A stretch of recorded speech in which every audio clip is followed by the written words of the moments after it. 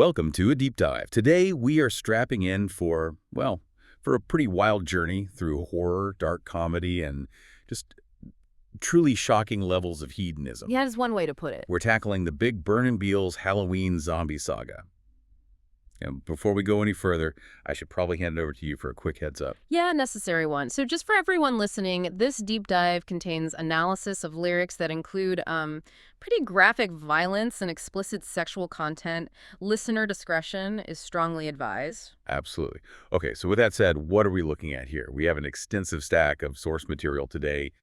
Lyrics, track breakdowns, bios, all detailing the first 3 years of this incredible and ongoing narrative project. And it is a narrative. This is a collaborative effort between two longtime best friends who are also cousins, Big Burn, who the sources identify as Matthew Murnan, and Beals. And it's really crucial to note right at the top that the sources confirm Beals is not just a performer here.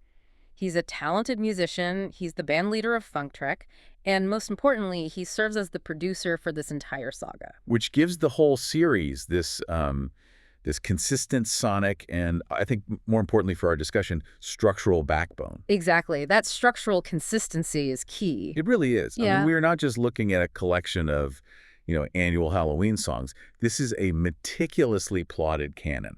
The saga is laid out as a 6-track series, released yearly around Halloween. With one specific break that the sources point out. Yes, there is no 2022 track, which is an interesting detail in itself. And this commitment to structure, it even extends into the future. Based on the material we have, we know the entire series is set to culminate in a final chapter. It's titled simply Hell, and it's slated for 2026. Which means the narrative has a predetermined endpoint. It's not just making it up as it goes along.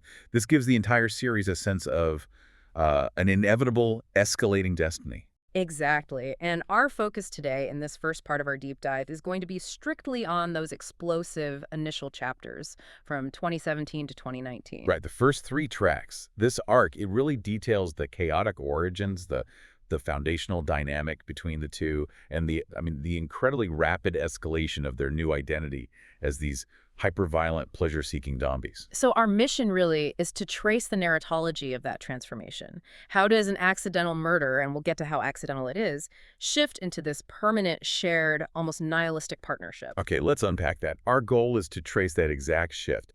How does this duo's transformation and their, subsequent descent into zombie mayhem happen?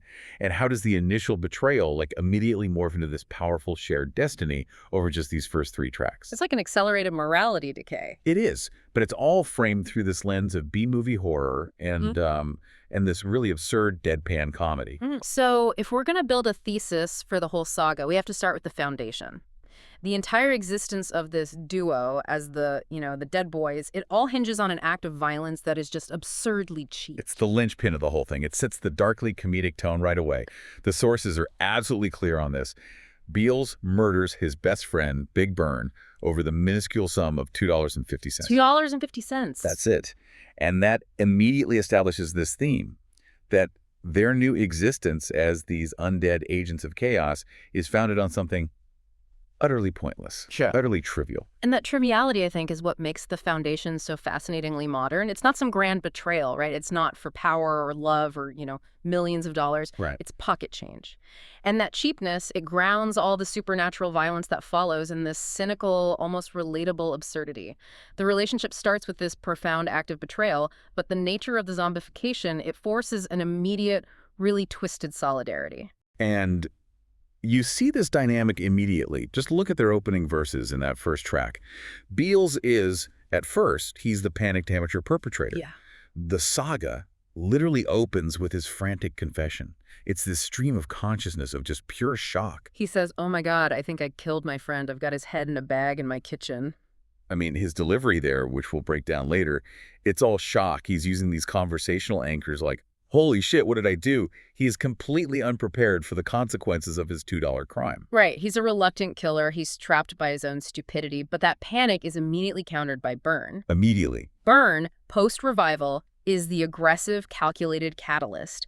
He is the one who forces the shared zombie identity.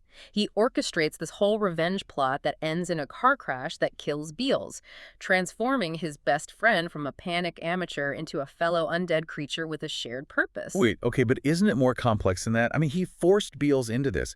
Burn is framing it as a perk, saying it's not as bad as the stories they tell, but Beals never consented to this. No, he didn't. So is Byrne truly welcoming him into a new existence? Or is he just ensuring he has a partner in his own revenge-fueled chaotic identity? Yeah.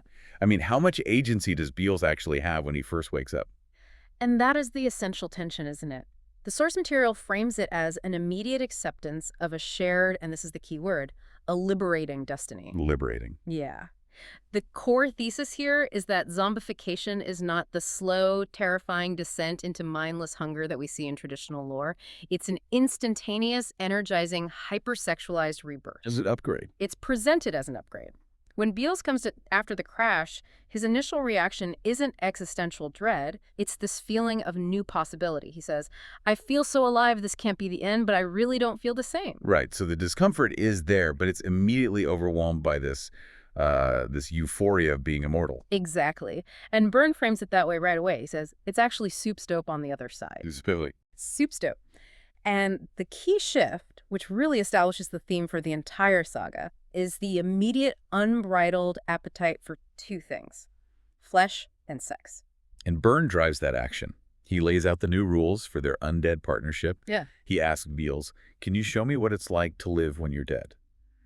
And the very next line is the mission statement. It sets the tone for the next 3 years. It really does. It's all about hyper-violent debauchery defined by objectification. Byrne just states, let's scheme on chicks with the biggest boobs. And that's it. That's the foundation of their narratology. It's desire, but it's desire channeled exclusively through violence. And their motivation, it just shifts so quickly. It goes from any kind of traditional plot driver, survival, revenge, escape, to just pure decadent gluttony. Yeah. And we see this play out heavily in this recurring motif of appetite and cuisine. The language they use turns their victims into commodities, stripping them of their humanity before the physical act of consumption even starts. Oh, that's such a good point. And that gluttony, what strikes me, is how it immediately turns people into ingredients. Exactly. In track 1, right before they even get to the party, Beals voices this predatory hunger. He says, I'm hungry, hope these girls are well fed. It's not a monstrous roar. It's the casual comment of a diner assessing the quality of their meal. And by track 2, that concept is formalized. It's not just eating anymore. The consumption is framed as, like, a culinary success, marking their efficiency and scale. Beals proudly declares, we met our quota for the Halloween cuisine after the massacre at the church. So it's no longer just eating. It's high-volume, organized consumption. It elevates them from simple monsters to Epicurean horrors with quotas to fill. This feeds directly into the overarching structural device, then, the escalation logic that structures the entire saga. The sources show this clear year-by-year escalation in location and enemy threat. It makes the narrative feel episodic, like a prestige TV show that has to constantly raise the stakes, keep you hooked. It's almost geometric, that escalation. Track 1, Death Party, is confined to a relatively localized private space, a house party. It's a setting for personal chaos. Right. Then Track 2, Halloween Night, immediately moves into a consecrated public space, a religious institution, the Catholic Church, and they face a named supernatural boss, Pope Benedict IX. And then track 3, Pumpkin Patch, is set in an even more generalized public venue, but this time against a high fantasy boss, Skeleton Jack. And this escalating structural pressure, it forces the zombies to become more and more strategic. They have to get more creative. They start as reactive murderers, but they quickly become proactive agents of chaos, designing these complex battle plans to defeat increasingly powerful and kind of genre-aware antagonists. And tying all this escalating action together is the incredible lyrical density and style. Yes. It's this unique blend of extreme, explicit gore and sexual content, but it's contrasted with these highly specific, self-aware pop culture and brand references. Like what? Well, you get synthetic zombification via Herbert West serum. They're pre-gaming with Lagavulin. Cosmetic brands like Maybelline come up, and I think most hilariously, a tactical retreat to a Starbucks. It grounds the madness in this hypermodern, absurd reality. It does, and from a technical perspective, this is where the lyricism just truly shines. The entire style relies so heavily on multisyllabic rhyme schemes and these really complex internal rhyme structures. And those mechanics aren't just filler, right? They are employed specifically for comedic timing or for shopping impact. They make the grotesque moments hit harder because of the technical precision and the verbal agility used to deliver them. They don't just say shocking things, they package them beautifully. That's a great way to put it. That technical sophistication is what elevates it above just, simple shock rap. And finally, structurally, to bring it all home, each track closes with a definitive next year line. This acts like a season finale cliffhanger. It signals the end of the immediate conflict and establishes the new, wild destination, keeping you invested in whatever's coming next. Okay, so let's dedicate some real time to that origin story then. Death Party from 2017. Because really, every single element that's established here becomes a recurring theme. It's the blueprint. It is. The track opens with Beals' panicked confession of the murder. This crime, motivated by $2.50, is the original sin of the entire saga. He describes his panic, driving away with Burns' severed head in the backseat. That image of the severed head is immediate B-movie gold. Mm. But the narrative, it pivots so quickly away from a simple murder mystery. We get the critical twist in Burns' verse. He was prepared, he reveals his secret weapon, and he quotes, "Little did you know I injected some revival Herbert West serum." That reference to the Herbert West serum it's immediately crucial. It sets the saga's specific, self-aware tone. I mean, for anyone who doesn't know, the Reanimator character uses science to bring the dead back. So by using this reference, the source material establishes the cause of zombification as synthetic and experimental. It's not traditional supernatural magic or a virus.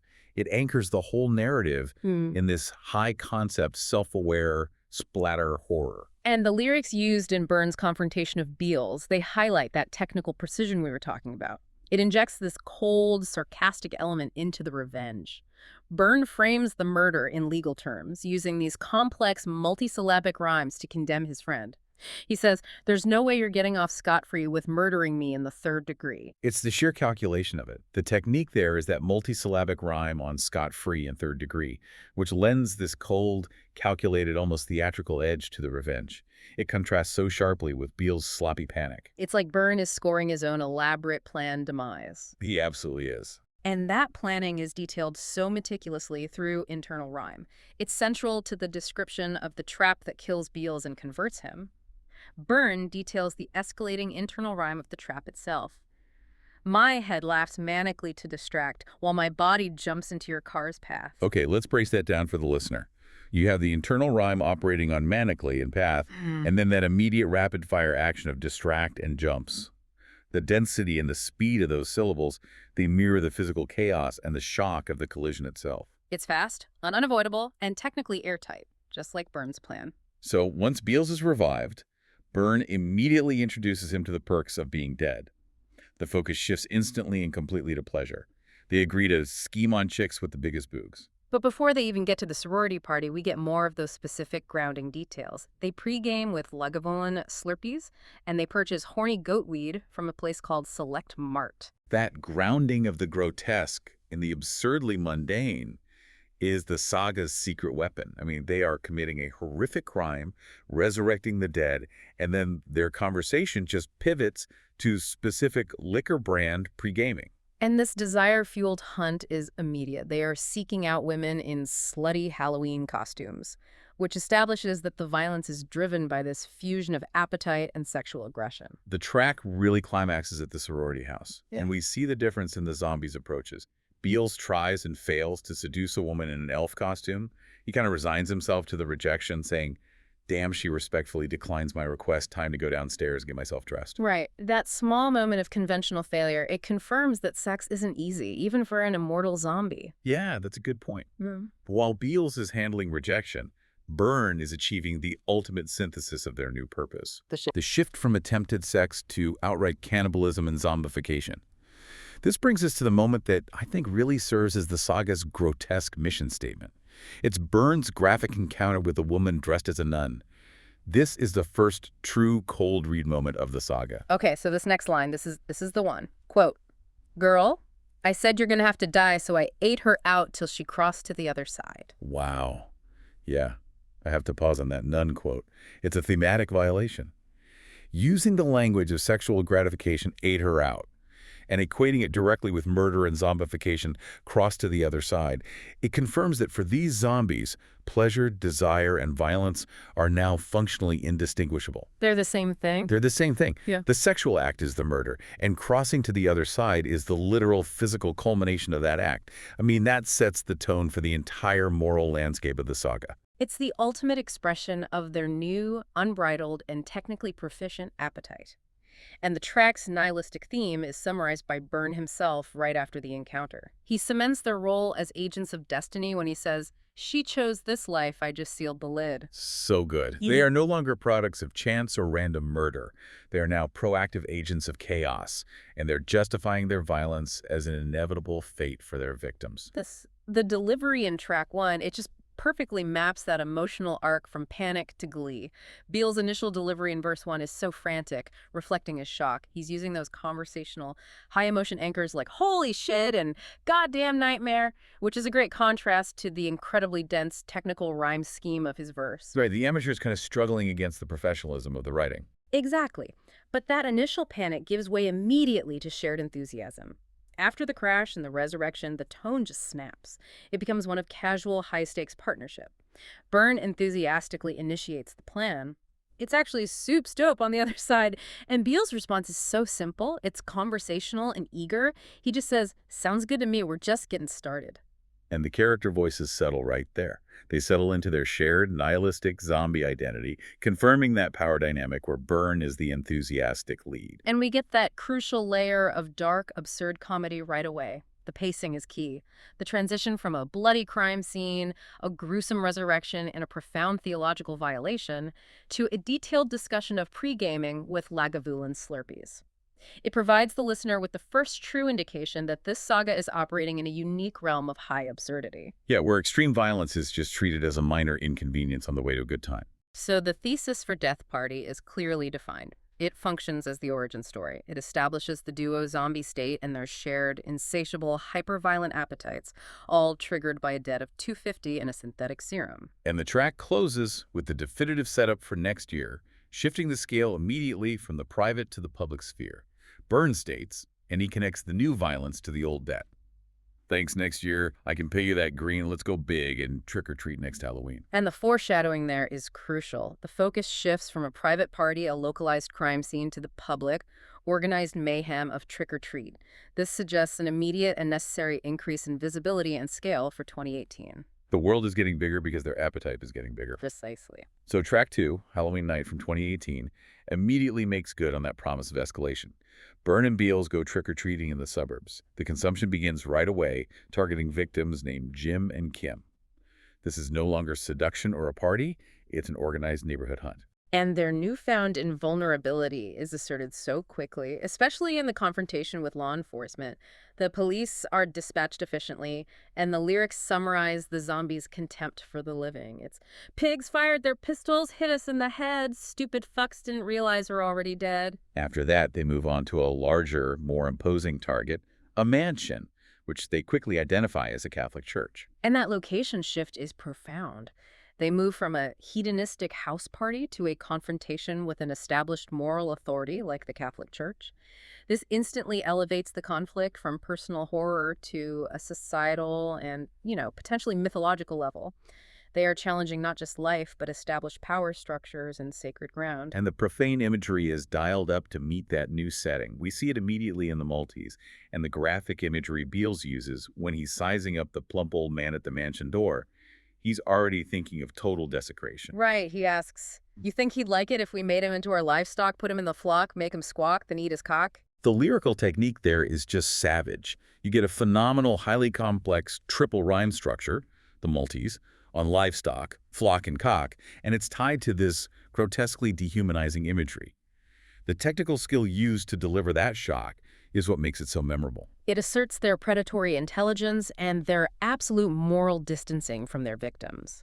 The goal, as you said, is total desecration, which Beals immediately attempts to execute upon entering the church. He tries to pee in the holy water for a besmirch. Which leads to a crucial, though brief, moment of failure that grounds their immortality. He says, "The water splashed back, it burnt my balls." I love that moment of physical comedy.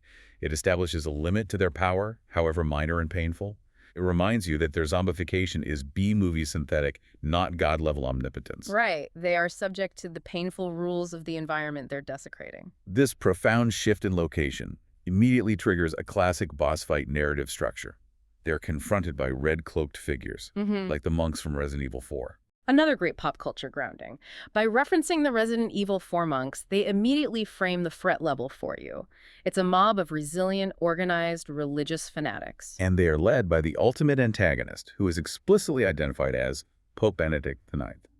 The comparison of this pope to a famously difficult contraboss later on, Kimco, it frames the conflict as cinematic and purposely exaggerated. It reinforces the saga's identity as this dark, self-aware horror comedy. The stakes are simultaneously high fantasy and very lowbrow. So they realize they need a strategy. Beals devises this incredibly cold, morally repugnant, but effective plan. He breaks into a pawn shop for guns, he rounds up kids, and he uses them as bait, as human shields, essentially. The lyrical detail of that strategy is chilling, but technically flawless. He told him to run into the church so the priests will follow priests chase them inside, and the kids shot him hollow.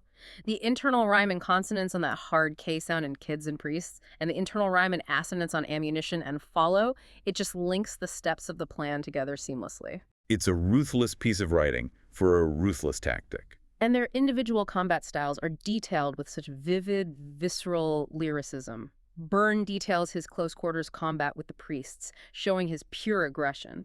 Kick, jab, punch.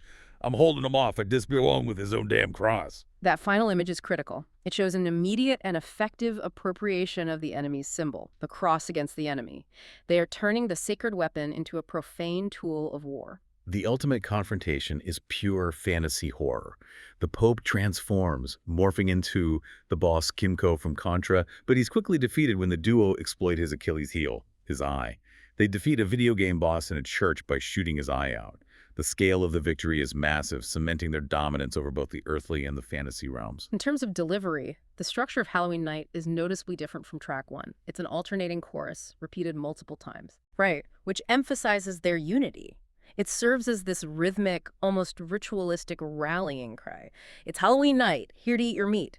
That structure counterpoints the chaotic action with this repetitive chant that just asserts their shared, aggressive purpose. You can hear the arrogance growing, too. Byrne's delivery and his lines about the police shows his contempt for the living. He calls them stupid fucks who didn't realize we're already dead. There's a palpable sense of immunity and confidence in his voice now that was completely absent in his revenge plot from track 1. They've gone from being victims of a crime to masters of their environment. Exactly. And while the sources don't give us a lot of dialogue from the Pope or the monks, the mere mention of those distinct character voices, the Pope saying a mantra and transforming it, signals a clear shift into a true role-playing narrative where the antagonists are cartoonishly powerful, which in turn justifies the extreme cinematic measures the zombies take to defeat them. So the thesis of Halloween Night is that it marks the saga's tonal shift toward a heightened, fantastic conflict. It establishes the duo as forces capable of defeating seemingly supernatural and mythological threats. They've successfully challenged a major religious institution and lived to boast about it. But this victory, despite its scale, it leaves them exhausted, or maybe just bored with challenging major power structures. Beals provides the final setup, and he shows this desire for a retreat. He says, "This year we really met our match. Next year, let's just relax at the pumpkin patch." And that desire for relaxation is the ultimate comedic misdirection, right? But at this point, you, the listener, you know that relaxation for these zombies means the precise opposite. Right. The expectation is set for this pastoral, innocent setting, the pumpkin patch, which will inevitably devolve into the most bizarre, extreme scenario possible, probably triggered by the utter lack of stakes. Which brings us to 2019 and Pumpkin Patch. It immediately confirms that anti-relaxation thesis. Beals' attempt to relax is ruined not by a demon or a priest, but by the mundane reality of high prices. The cost of admission, $50 a piece, instantly pushes him over the edge. Fuck that. I'm just going to eat this guy's heart. This is a brilliant narrative choice. The protagonist cannot escape their nature. Even a mundane autumnal trip immediately devolves into mass murder, triggered by something as absurd and modern as the cost of admission. The conflict is now driven by trivial capitalistic outrage. It reinforces the absurd core that was established by the 250 debt in track 1. The zombies are now the true arbiters of chaos, initiating violence over consumer frustration. So the duo separates for a bit in the corn maze. Beals gets lost, but he uses his undead senses. He relies on his big-ass nose to guide me by smelling fear, to find and consume some teens. The internal rhyme and imagery used to describe their gluttony is heightened again here. When Beals finds the teens in the maze, he delivers this incredibly visceral line. Turn the corner and I find a group of teens. I ripped up their bodies and ate their spleens. That true rhyme on teens and spleens, and focusing on non-traditional, soft, visceral internal organs. It's designed to shock. It's a deliberate choice away from the standard brains or hearts. It suggests an advanced connoisseur-level appetite for horror. They reunite at the hayrack ride, but the fun is quickly ruined. Burns' attempt at a disguise, and therefore their attempt at normalcy, is foiled when his eye falls out. Literally, he says, "My eye fell out of my socket in the grass." And that moment is so important for the comedic tone. It's immediately followed by Burns' realization that their undead pallor can't be hidden, and he uses a highly specific brand reference for that comic contrast. Right. Didn't know we're deader than Doornail should have known. Maybelline can't make you that pale. Technically, that's a perfect multisyllabic rhyme on doornail and pale contrasted with the cosmetic brand Maybelline. It's a perfect encapsulation of their style. High-stakes gore mixed with hyper-specific modern consumer culture observations. They commit mass murder, but they still worry about their aesthetic presentation. So once their cover is blown, they immediately pivot to mass destruction. They incinerate 17 bodies on the hayrack. The lines are, "You pour the gas and I'll light the bick. Let's burn this hayrack to a toothpick." The casual, almost throwaway nature of the violence, 17 charred bodies later, no whip, it's delivered with the tone of someone commenting on traffic, not mass murder. They finally confront their ultimate target, Skeleton Jack, who they find in his posh castle on a pumpkin hill. But Jack, surprisingly, is smaller than advertised, which leads to an easy physical beatdown. It's a narrative subversion. The great fantasy boss is underwhelming. But the conflict escalates from there. Jack raises his hands and summons a massive horde of living pumpkins. The zombies realize they are momentarily outmatched and retreat, and their salvation comes in the most absurd form imaginable. A Starbucks. A Starbucks. This is the central motif of Track 3, and you could argue it's for the entire early saga. Defeating fantasy with hypermundanity. Skeleton Jack is a classic fantasy horror antagonist. He lives in a posh castle. The ultimate weapon against him and his army isn't another monster or an enchanted sword. It's Starbucks coffee. It is the ultimate deflation of high fantasy, and this is our second major cold read moment. It's the lyrical articulation of the strategy, and it demonstrates the duo's total psychological dominance over the fantasy genre itself. Okay, here it is. Quote, Beals, outlining the tactical pivot. "I know how we can beat this pumpkin clan. Steam the milk and I'll make some coffee. We'll turn them all into basic bitch lattes." The genius of that pivot cannot be overstated. The grand fantasy horror antagonist, Pumpkin Jack, is reduced to a mass-consumed, widely mocked commodity, the basic bitch latte. This confirms the duo's total dominance over their environment. It proves that even mythological genre-based threats can be neutralized by a combination of absurd strategy and sheer contemporary convenience. They aren't just surviving. They are colonizing the horror landscape with modern nihilism. And the final act of violence is perfectly in line with this theme of deflation. Skeleton Jack slips on pumpkin seeds at the door of the Starbucks, he falls into the boiling pot they'd set up, and he melts with his children. He's not defeated by an epic battle, he's defeated by a slippery floor, and the irony of his own kind, the seeds, betraying him at the threshold of a corporate coffee shop. The delivery on this track, particularly the chorus, it maintains that rhythmic, insistent urgency we saw in Track 2. It emphasizes the recurring goal despite the chaos. Two dead boys looking to snatch the crown worn by Pumpkin Jack. Right, that structure creates a persistent, driving rhythm that insists on action, even when the duo claims they are just trying to relax. And the vocal shift when they encounter the pumpkin horde is a perfect moment of comedic timing. Burns' panic shout upon seeing the army, "Holy shit, is that a Starbucks?" It provides a sharp, immediate shift in cadence. The fear is instantly replaced by strategic opportunity. It confirms their identity as highly opportunistic and adaptable antagonists. And, as you noted earlier, the casual recounting of the extreme destruction, 17 charred bodies later and no whip, is delivered with just utter nonchalance. It shows they are fully settled into their roles as the reigning, nihilistic kings of Halloween. So the thesis of Pumpkin Patch is that it demonstrates the duo's operational proficiency. They synthesize extreme violence with absurd, highly specific modern strategy to overcome a high fantasy threat, confirming them as the new goddamn kings. But this dominion, it comes with a cost. Profound boredom. Beals provides the final setup, demonstrating that having conquered the fantasy realm, their motivation is already shifting to seeking higher stakes and new thrills. He says, "Yeah, man, I'm already bored to tears. Can't wait for the haunted house next year." And the foreshadowing there is that boredom is now the primary driver of the narrative. This suggests they are moving away from easily defeated fantasy opponents to seek out a more traditional grounded horror environment, the haunted house, but with the expectation that they will bring their accumulated power and chaotic strategies with them.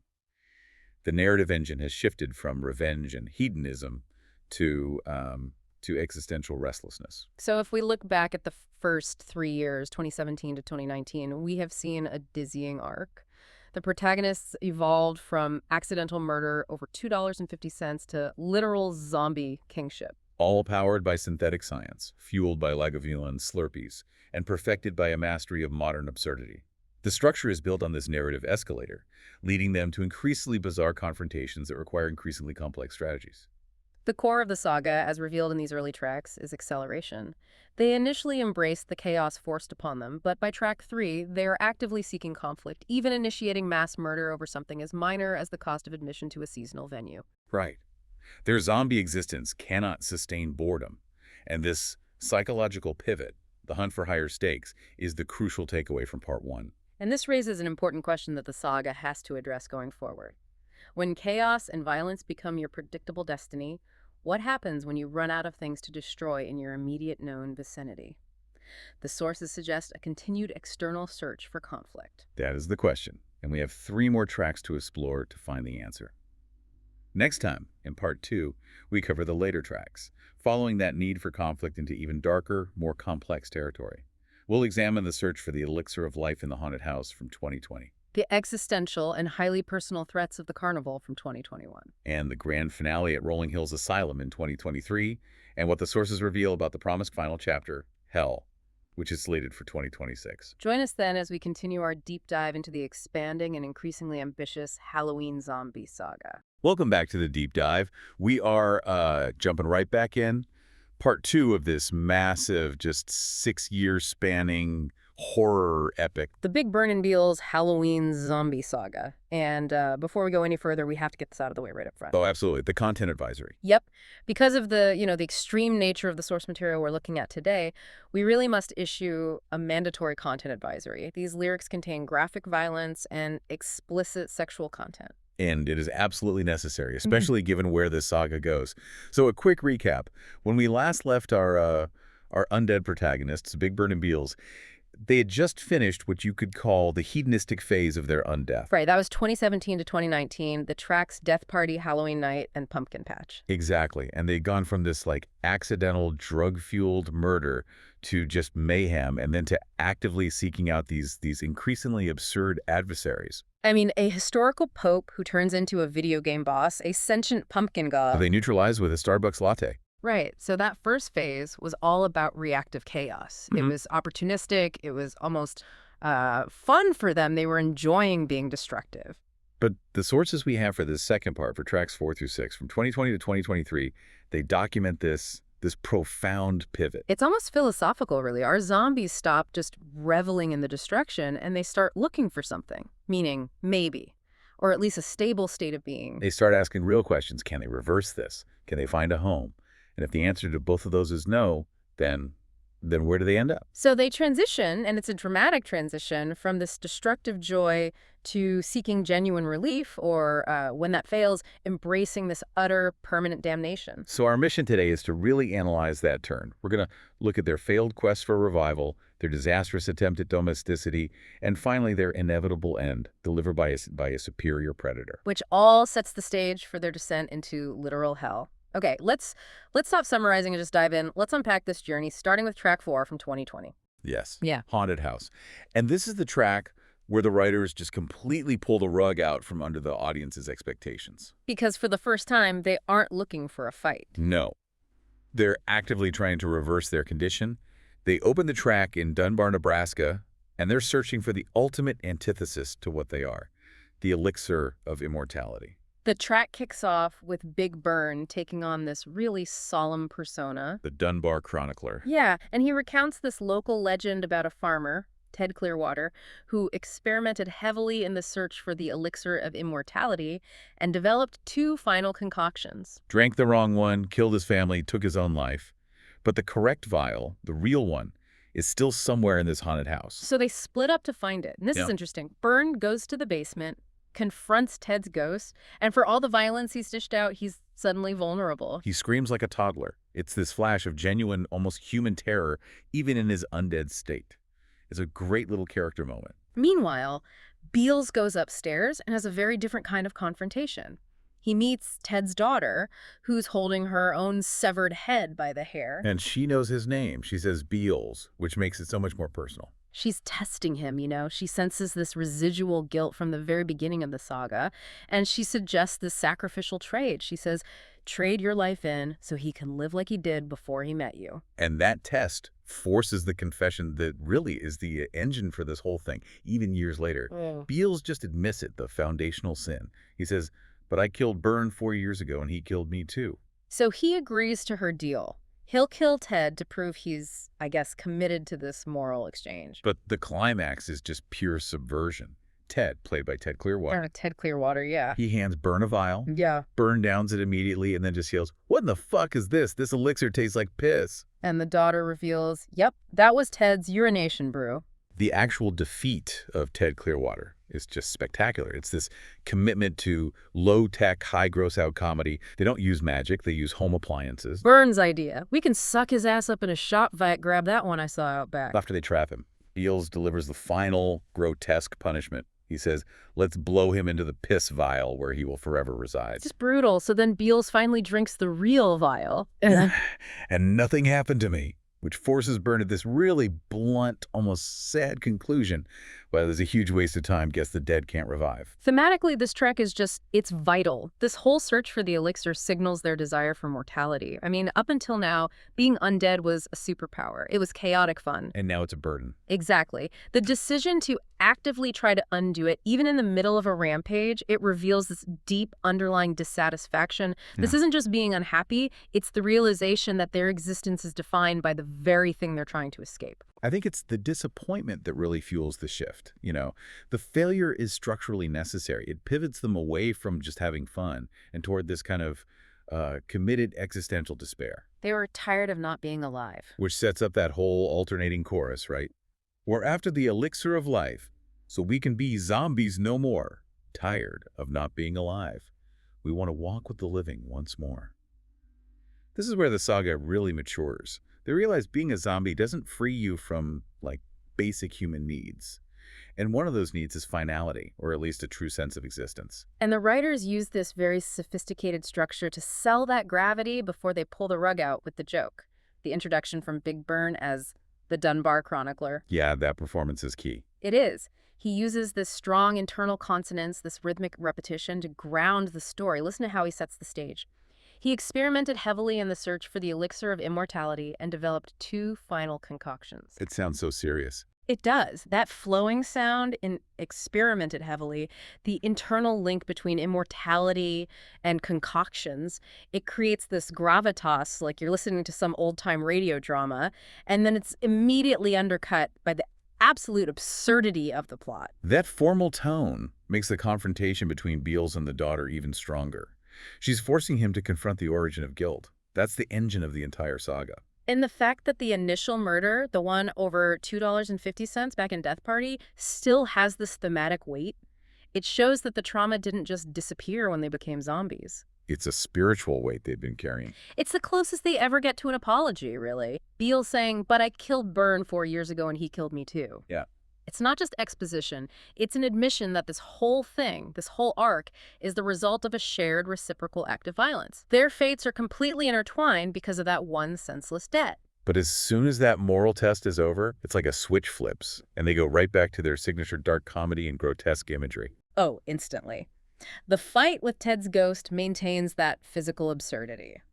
Byrne's description of the attack is a perfect example of what I'd call visceral resilience, he says. He whipped out the garden hoe and rammed it up my asshole. Ow. yanked it out with no brown, rectal bleeding won't slow me down. It's just genius dark comedy. It is, because this horrific bodily violation, the trauma, the bleeding, it's immediately negated by his zombie condition. He just says, it won't slow me down. It proves they're beyond typical physical consequences, which forces the writers to just keep escalating the gross-out factor purely for comedic effect. And it's that pairing, isn't it? Highest stakes, plot point reversing zombification, paired with the lowest possible humor. Yeah. The urination brew. The ultimate punchline is that this profound search for life gets them nothing but literal piss. The universe is just openly mocking their quest. And their method of defeating kids seals that nihilistic humor. No magic, just a consumer appliance. The shop vac. Byrne even calls it their shop vac death trap. And then Beals finishes the job by blowing the ghost into the liquid. Let's blow him into the piss vial where he will forever reside. It's this perfect, grotesque metaphor for their failure. They tried to elevate themselves spiritually, and they ended up drowning in their own filth and power tools. It basically confirms that if they can't escape being zombies, they have to fully embrace the chaos. The lesson is learned. Magical solutions are off the table. Only more chaos will define them from now on. The performance choices are so key to selling that juxtaposition of high drama and low comedy. Like you said, Big Byrne as the Dunbar chronicler starts with that deep, measured, almost folksy radio announcer voice. It really establishes the weight of the legend. And that makes the sudden switch back to crude dialogue with Byrne screaming like a toddler so much more jarring and so much funnier. And the characterization of the daughter, voiced by Beals, is just so deceptively manipulative. He uses this lighter, almost fragile voice when she's pushing that guilt button on deals. It makes the whole moral exchange seem almost tender, which is a wild contrast to the fact that she's holding her own severed head. It highlights her role as a psychological enemy, not just a physical one. But the sound of failure is arguably the most brilliant performance choice. Big Byrne's delivery of the gulping sound. Gulp, gulp, gulp. Yeah, it builds up all this anticipation for the elixir, and then it immediately crashes into this loud, disgusted reaction. What in the fuck is this? This elixir tastes like piss. That immediate switch from high stakes to low humor is the comedic engine of the entire track. So if we had to get a thesis for Haunted House, it's that the duo's deep-seated desire to reverse their condition is brutally denied, culminating in nihilistic failure and a committed return to chaos. And having confirmed that the dead can't revive, they immediately pivot. They're done seeking solutions. Now they're seeking sensational, maybe even stable experiences. The final line set up 2021 perfectly. Can't wait till next year's obstacle at the carnival. Which leads them directly from that structural failure in Nebraska to the carnival, a place that promises cheap thrills but ends up delivering the saga's most profound betrayal. You're done seeking life. Now they're seeking purpose. Or maybe just a place to belong. The track opens with Beals just admiring the environment, but in a really twisted way.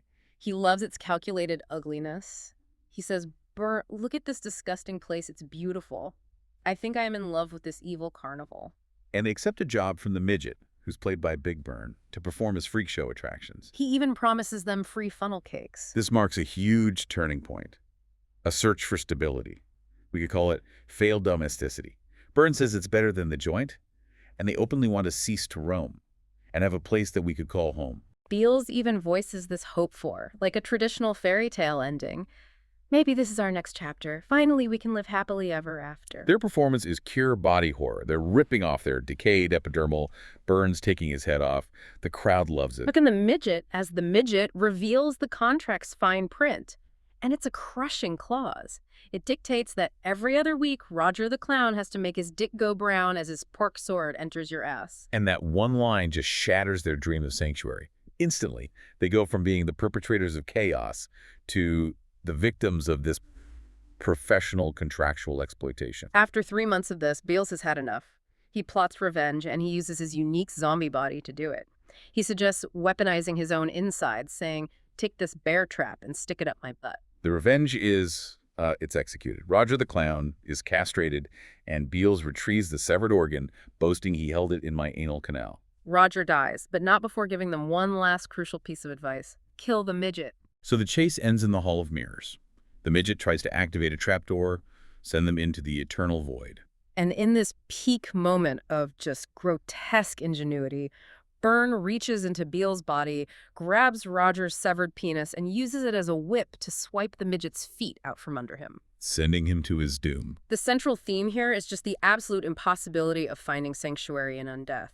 Their desire for peace, a place that we could call home, is immediately, physically, and contractually crushed. The track really highlights the grim reality that their very nature, which is defined by violence and chaos, just prevents any form of stable existence. And the chorus summarizes that deceptive environment perfectly. A friendly place where evil hides behind deceitful smiles and sly eyes. The friendly facade of the carnival is hiding this deep institutional evil. What's so fascinating is how the writers establish the environment as ugly, but in a predictable way, which makes the betrayal even more shocking. Look at the visceral imagery they use to describe the other freaks. It's designed to be repulsive and kind of sad at the same time. Exactly. A pasty bearded lady by the name of Daisy approached us with her disfigured babies, ghastly Siamese twins with hairy chins, and superfluous limp limbs. This relentless list of calculated ugliness, it sets this tone of exploitation. They thought they'd found a community, but all they found was a structured mechanism of cruelty. And that systemic cruelty is delivered via the midget's contract clause, which is a masterclass in what I call multisyllabic shock rhyme.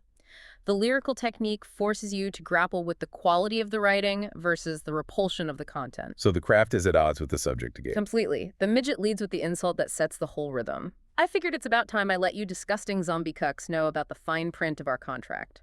The sharp sound of cucks sets up that immediate rhyme with contract, and it establishes this cold, business-like a cruelty. But the section describing the abuse itself is the technical pinnacle of all 6 tracks. It's incredibly precise. Every other week, Roger the Clown has to make his dick go brown. The crowd will maniacally laugh as his pork sword enters your ass.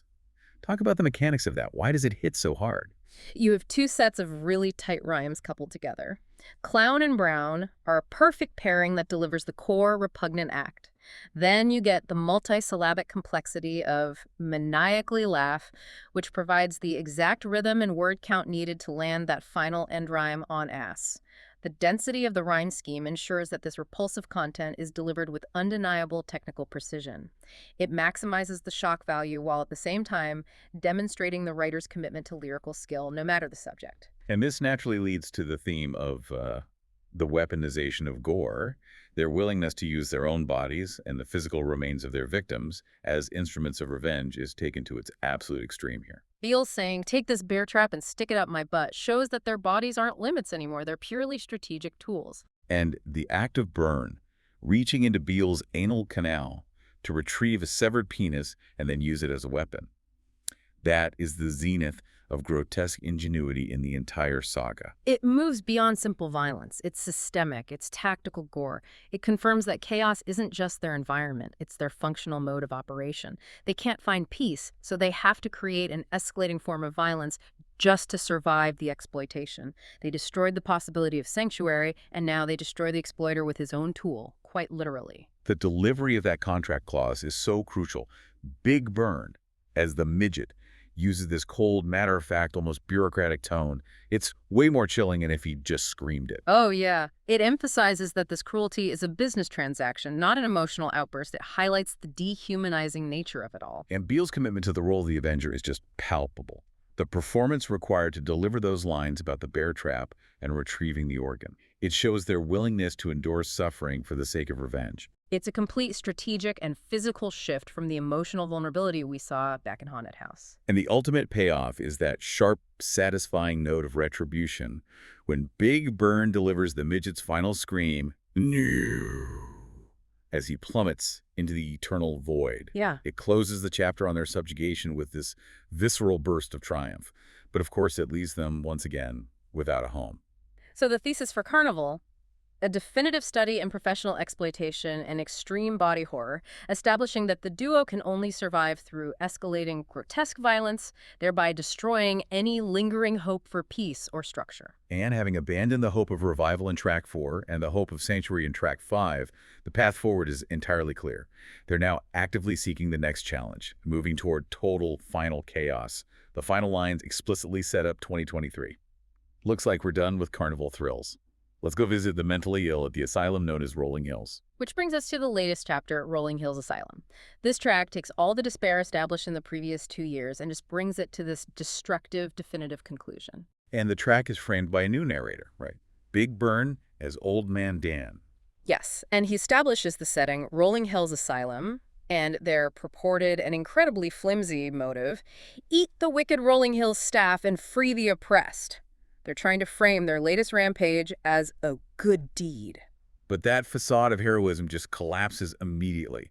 The zombies are quickly captured, not by armed guards, but by the receptionist, who shoots them in the anus with horse-strength darts. Which leads to them being hung upside down in straitjackets in the basement, being experimented on by a Frankenfurter mad professor type. This is where Beals introduces the final layer of existential horror. He distracts the scientist by asking this profound self-reflective question. Yeah. How can the dead be sentient? Are we alive? Do we really exist? And it works. The scientist cuts him down. Beals then bites the scientist's thigh, freeze burn, and they lock the scientist up. Not before taking a piss all over his aching thigh. Of course. Then they defeat Nurse Wretch, who threatens to sell Beals piss balls. Yeah. And learning from what happened with Herbert West back in Track 1, they eat her body, so she cannot become a zombie. And they rush to unleash the prisoners, finding hundreds of patients being held against their will. And this supposed good deed immediately turns into the great sin.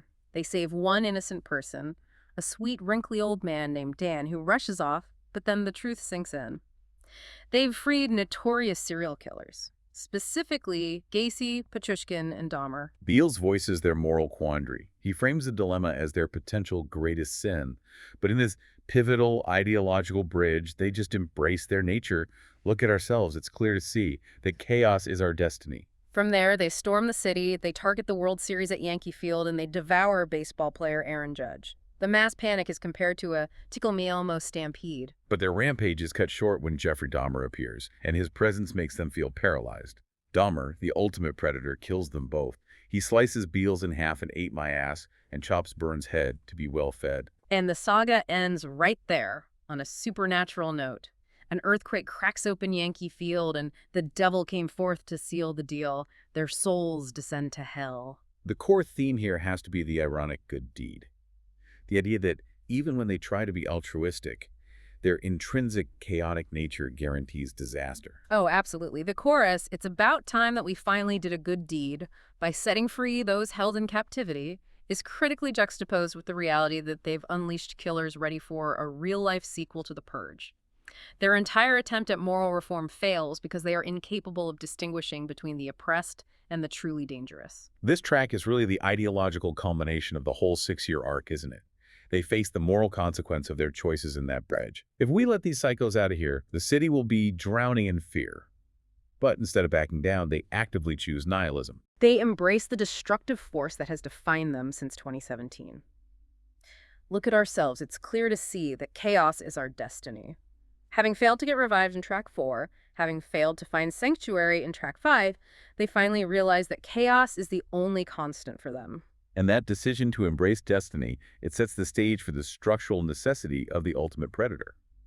By bringing in Jeffrey Dahmer, a killer specified as being superior to them, the narrative ensures they meet a humiliating and total defeat. Dahmer is the one character who just views them as meat. He reduces them from these chaos creators to a mere zombie meat meal and then subsequently his feces. It's this stark, visceral, physical conclusion. The hunter finally becomes the ultimate prey. And that scene at Yankee Field is just pure bedlam. The imagery captures that chaotic juxtaposition of high and low culture that the saga thrives on. The comparison of the panic. Mass panic akin to the Titanic overtook the crowd. A tickle-me-elmo stampede then broke out. You've got the gravitas of this major historical disaster, the Titanic, merged with the absolute consumer frenzy of a late 90s shopping stampede. It grounds the fantastical zombie attack in these strangely recognizable cultural touchstones of hysteria. It shows that the populace is just as prone to irrational, self-destructive chaos as the zombies are. And the thematic conclusion is sealed with their total failure and damnation. The fact that their physical end is immediately followed by that supernatural confirmation, the devil came forth to seal the deal, it just confirms their fate. Their failure to achieve freedom is finalized by their descent into a place that is defined by structure and captivity.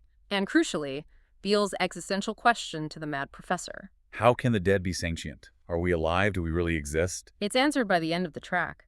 They are sentient enough to make choices, and those choices inevitably lead to their damnation. Their sentience confirmed their destiny was chaos, which led them straight to the devil. The character voices here are so critical. Big Burn, as Old Man Dan, starts things off with this slow, almost folksy narrative tone like he's telling a campfire story. That gentle, seemingly innocent voice creates this deliberate, chilling contrast with the violence and betrayal he's about to describe. But the most effective performance shift has to be Beals as Yeah. Dagemer. When he's delivering the execution lines like, "I've never had a zombie meat meal. This is the end of Burnin' Beals."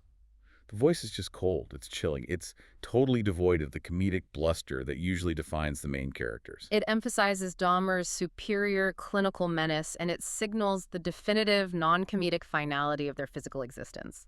And despite that total defeat, the final, alternating chorus delivered from hell shows their defiant spirit. Right. We are held captive in hell for eternity, but we'll do it in style with a laugh and a smile. They accept their fate, but only on their own cynical, theatrical terms. They're promising continued chaos, even in the afterlife. So, the thesis for Rolling Hills Asylum. It serves as the saga's destructive physical culmination, proving the protagonist's intrinsic nature is chaos, leading to their defeat by a superior predator and their descent to a literal hell. And the setup for the final unreleased track, Hell, for 2026, immediately challenges the structures of their eternal punishment, ensuring the conflict is going to continue. They say, I swear that Dante was a full of S by showing the 9 circles are a cinch. Okay, so looking back over the full 6-track arc, if I have to pick a favorite based purely on narrative structure, the brilliance of the setup, the escalation, and that absurd resolution, I think I have to go with track 3, Pumpkin Patch 2019. That's a strong choice, especially considering the ideological weight of track 6 we just discussed. What makes Pumpkin Patch the structural high point for you? It's just the perfect marriage of high-concept fantasy and mundane reality. I mean, they spend the whole track building up this mythical adversary, Pumpkin Jack, who they find is hilariously smaller than advertised. And then he animates hundreds of killer pumpkins. Right? He raises the stakes. But the way they solve this cosmic threat is what seals its structural genius. They retreat into a Starbucks, of all places, and devise the most basic yet brilliant plan. The complete subversion of the horror trope. They use hipster critique as a weapon. Exactly. They decide, steam the milk, and I'll make some coffee. We'll turn them all into basic bitch lattes. That tonal whiplash from this existential supernatural threat to a searing critique of artisanal coffee culture that is the most structurally audacious moment in the whole saga. And his final defeat. It's magnificent in its low-stakes humiliation. As Byrne describes it, he slipped on pumpkin seeds at the door. He fell into the pot hot as the sun and melted with his pumpkin children. Using a combination of artisanal beverages and a workplace slip-and-fall accident to defeat a mythical horror icon, that's the saga operating at its highest narrative ingenuity. I grant you that. The juxtaposition is undeniably powerful. Okay, so now what track structurally feels weaker to you, or maybe just less developed? My least favorite, and this is just because it feels the most sprawling and least focused, is track 1, Death Party, 2017. The foundational document. The moment the $2.50 murder and the Herbert West serum changes everything. Right. It has all the core event, Beals' realization, I've got his head in a bag in my kitchen. Holy, what did I do? Didn't know I killed this dude till I came to. And it introduces the central conceit. The murder, the revenge, the zombification, the discovery that being undead is soup's dope, the sorority party. It's doing a lot of heavy lifting. It's doing too much in one track. Yeah. It's necessary exposition, I get that, but it's structurally meandering. The later tracks focus on a single, specific challenge in a defined setting, a house, a church, an asylum, which gives them a much tighter narrative structure and allows for deeper thematic exploration. Death Party is the raw and necessary origin story, but it lacks that sophisticated challenge and response dynamic that makes the later tracks so rewarding. Okay, I have to maintain my structural opposition here because I'm focusing on the technique. From a purely mechanical standpoint, the precision of the lyricism and its commitment to shock imagery, my favorite track is undeniably track 5, Carnival 2021. The one with the midget, the bear trap, Roger the Clown. It is technically brilliant, but do you think focusing so heavily on the mechanical shock value risks overshadowing the actual narrative point they were trying to make about exploitation? No, not at all. The shock is the point, and the technique elevates it. The writers achieve a level of dark sophistication in Carnival that is just unparalleled. They use precision rhyming to deliver the most repulsive, morally shocking information in this blunt, technically impressive fashion. The use of multisyllabic rhyme and that tight internal structure in the midget's contract reveal, it's the finest lyrical moment in all 6 tracks. It forces you, the listener, to analyze the high quality of the writing while you're processing the lowest quality of human or zombie dignity. So give me the cold read on the key line. Okay, look specifically at the contract clause itself, delivered by Big Burn as the midget. Every other week, Roger the Clown has to make his dick go brown. The crowd will maniacally laugh as his pork sword enters your ass. Yeah. The tight rhyming of clown and brown establishes the vile transaction. But it's the complex, multisyllabic setup of maniacally laugh that gives the necessary rhythm to flawlessly land that end rhyme on ass. It's a structural declaration that this grotesque depravity is a deliberate artistic choice. That makes the case strongly for its mechanical superiority. Okay, so which track falls a little short for you from a purely mechanical standpoint? I would argue my least favorite, strictly on lyrical flow and thematic consistency, is track 2, Halloween Night 2018. The Pope Benedict X Kimco transformation. So the scale is massive, but the execution is flawed for you. Exactly. The premise is huge, taking on a historical pope who transforms into a contraboss. But the central conflict feels rushed compared to the detail violence in the other tracks. Big Burn's verse, detailing the initial fight, summarizes the struggle. He says, "I disembowel one with his own damn cross, can't keep him at bay for much too long, hurry with that weapon if we're to see dawn." The momentum stalls a bit there. It does, as they pivot to Beals' plan to break into a pawn shop and arm the children. The conflict against the morphed Pope Benedict Kimco is resolved really quickly with a focus on his Achilles heel eye, but without the extended, inventive gore that characterizes the best moments, like the bear trap or the shop vac. It relies very heavily on the strength of the reference, the Pope and Kimco, rather than creating a truly inventive conflict scenario within the lyrics themselves. The flow just suffers slightly when trying to convey that much scale in a single track. A great premise and a fun escalation. Yeah. But the payoff lacks the grotesque specificity and inventive nature of the later tracks. That's a tight analysis. Okay. So the final track. The physical saga is over. Burn and Beals are dead, digested, and their souls are in hell. The final track, scheduled for 2026, has to resolve their fate. And we have to stress, this entire section is purely prediction. It's based strictly on the canonical patterns established across tracks 1 through 6. We've identified 4 key patterns that we can project onto this hellish setting to predict the final chapter. Let's start with pattern 1, the ironic twist. We know from tracks 4 and 5 that their attempts to seek normalcy or reversal fail horribly. They sought the elixir of life, they got pissed, they sought a home, they got sexual exploitation. So the logical prediction is that hell will not be traditional fire and brimstone. That would be too predictable, too easy for them. Their torture will be an ironic form of psychological or bureaucratic frustration that exploits their weaknesses. They crave chaos and destruction. So prediction, hell will be endless soul-crushing boredom. Yes. Maybe a hellish bureaucratic version of a mundane Midwestern setting, like the DMV, something that fundamentally contradicts their final declaration to do it in style, with a laugh and a smile. Their torment will be the systematic denial of chaos and spectacle. Okay, moving to pattern 2.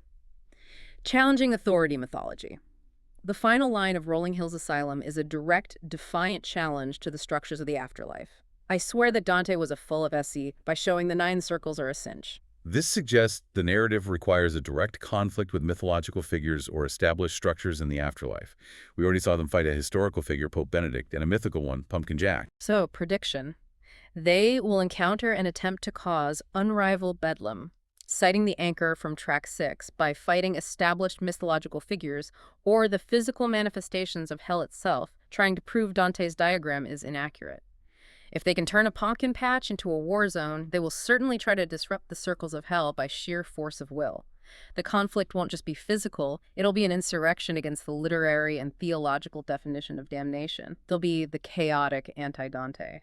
The next crucial element is pattern 3, non-physical conflict. Since they were physically consumed by Dahmer and are now just souls, the conflict has to be spiritual or psychological.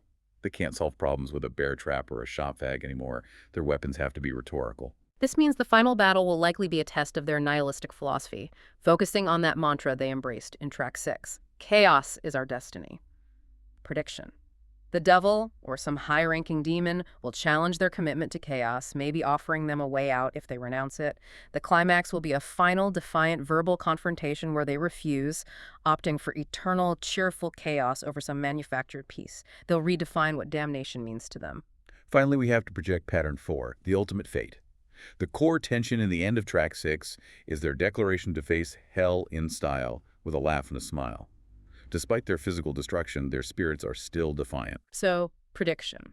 The track has to end, not with their escape or their defeat, but with the duo achieving a perverse form of contentment. They'll find a way to maintain their sense of anarchy within the rigid rules of hell, maybe by irritating or corrupting the other damned souls around them. The track ends with their permanent, cynical, and cheerful acceptance of eternal chaos, having finally achieved a destructive state of being that was denied to them in life and undeath. They will realize that hell is the only place where chaos truly is their destiny. It would be the ultimate anti-heroic conclusion, finding peace only in the total, permanent embrace of damnation. This 7-year arc, from that 2017 accidental murder over $2.50 to the descent and damnation in 2023's Rolling Hills Asylum, is a breathtaking study in escalating chaos and failed existential quests. It was initiated by Burns' need to repay that initial debt, and it was driven forward by Beals' relentless appetite and his nihilistic curiosity. We saw them evolve from opportunistic hedonists into protagonists actively seeking some kind of resolution, first wanting to be mortal again, then seeking sanctuary, and finally embracing chaos as their ultimate destiny when they realized they were just fundamentally incapable of reform. And their physical end was inevitable, sealed not by a mythical foe, but by a chillingly real predator in Dahmer. As you, the listener, reflect on the totality of this saga and anticipate the final track, consider that key existential question Beals posed to the mad professor in Rolling Hills Asylum. How can the dead be sentient? Are we alive? Do we really exist? Did their sentient chaos mean they had true free will and undeath, allowing them to choose nihilism? Or were they just puppets following the destructive script that was written by that original murder? And if chaos truly is their destiny, can eternal damnation really be considered a punishment? Or is it merely the final successful completion of their life's mission? Something profound to mull over until the final track drops in 2026. Thank you for joining us for this deep dive into the saga of Big Burn and Beals. We'll see you next time.